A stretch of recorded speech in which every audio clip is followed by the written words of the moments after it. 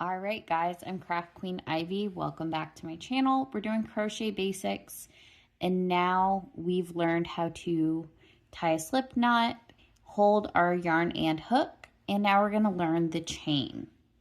So basically, we're going to go ahead and do our hold with our 3 fingers here, wrap that around.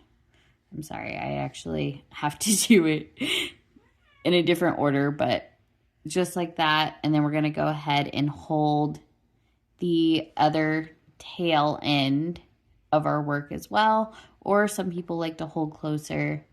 It is totally up to you.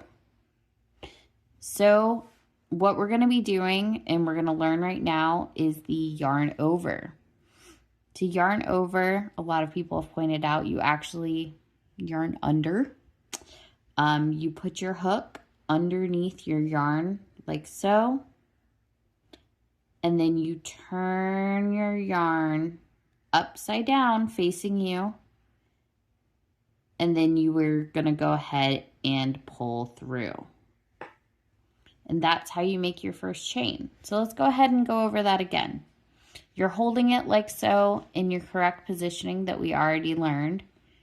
You bring your hook down and over and then under the yarn like so. Turn your hook upside down and pull it through that loop. All right, so let's do it one more time. Turn your hook over like so, over the yarn, bring it underneath and up. Turn your hook upside down and then pull it through that loop. You're going to go ahead and use your other hand to pull on it to help you get through. That's how you create your chain.